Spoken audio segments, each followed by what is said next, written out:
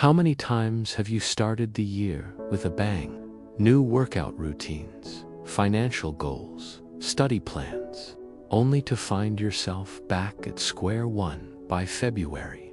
By March, it feels like Groundhog Day. You wonder, why do I even bother? First, you need to know that 99% of advice out there is useless. I was stuck to. Success comes down to tiny 1% improvements every day. But there's a catch. Imagine you want to go from 0 to running a marathon. Sounds impossible, right? Well, marathon runners don't think that way. Back in 2013, an unknown coach named Dave Brailsford led the British cycling team to more Olympic gold medals than any other nation. People called him the savior of British cycling, but he didn't do it by focusing on one big change. Small changes can compound like interest, leading to amazing results. James Clear explains it perfectly. If you improve by 1% each day, you'll be 37 times better in a year. Well, in psychology, they call it identity-based habits. You see, we're not trying to build habits.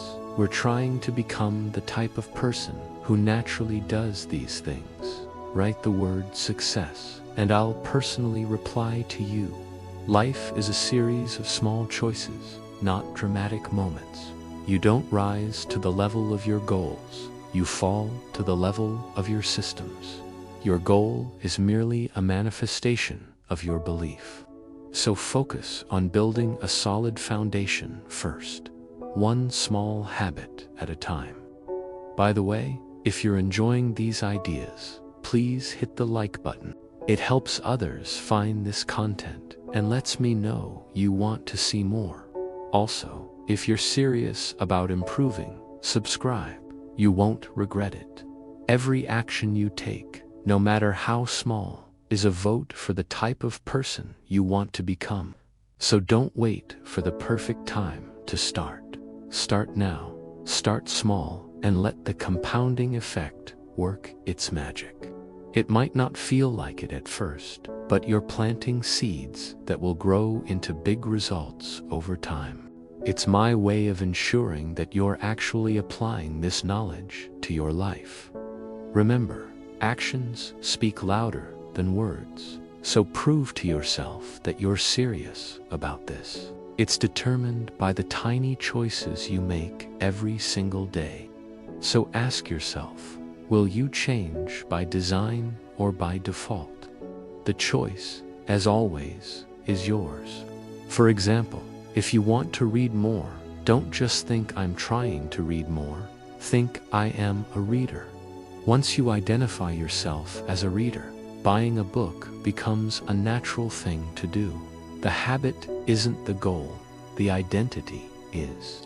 But if you decline by 1% daily, you'll decline to nearly 0. This blew my mind.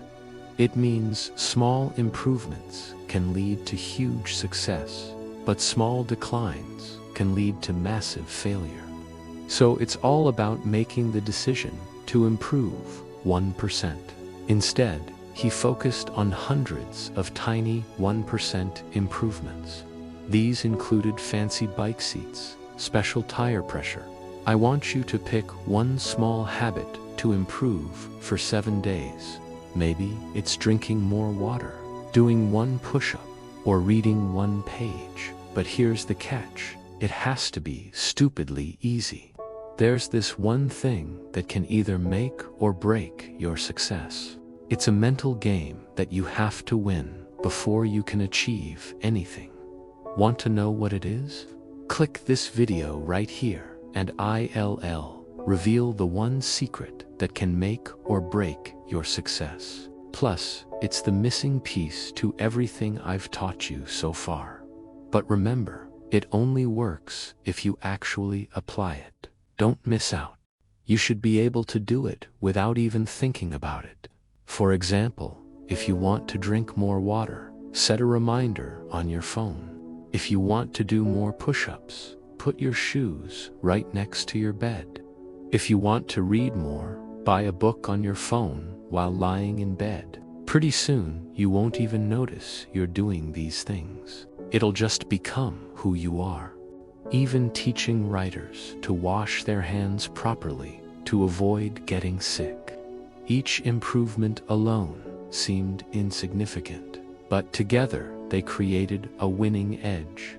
This is what he's called the aggregation of marginal gains. It's about making lots of small improvements and letting the results add up over time. And this approach isn't just for athletes. It works for anything. For them, it's all about showing up every day and putting one foot in front of the other. How do they do this when everyone around them is quitting? Well, it comes down to what you focus on. See, our brains have this thing called the reticular activating system, basically the bouncer of your brain. It filters out 99% of the world to keep you focused on what's important. So if you focus on the word not, your brain will show you a bunch of reasons why you can't do it. But if you focus on the word can, your brain will find a way. Our brains are hardwired to sabotage our progress. Every time we try to change, our brain throws us curveballs. Here's what happens. Our brains love routine. Instead of thinking, I need a promotion, break it down. Learn a new skill. Read one book a month. Network with one person a week. Over time, these small steps will add up to big results. It's like building a snowball, rolling it across the hill. It starts small, but it grows bigger and bigger until, boom, downhill. This is the real secret to long-term motivation.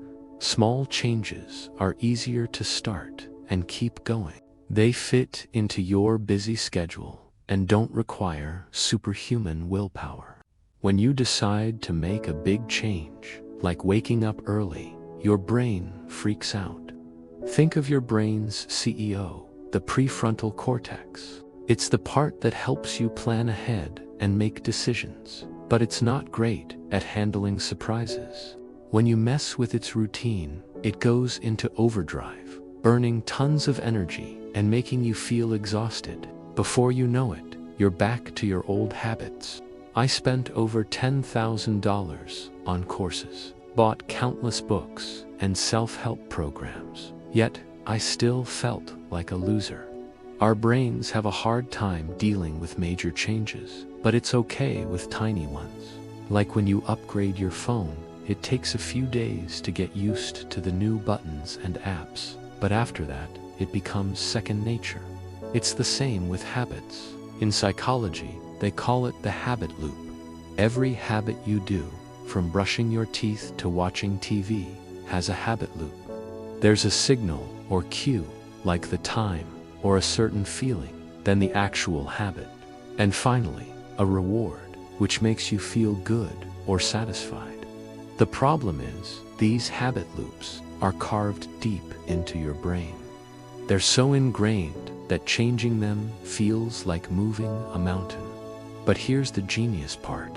Tiny changes don't trigger this fight in your brain.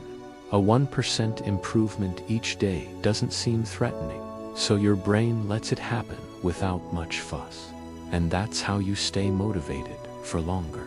At 29, scrolling through my phone at 2 a.m., wondering why I couldn't stick to anything for more than 3 days. That's when I discovered the science behind lasting change. It was like nothing I'd heard before.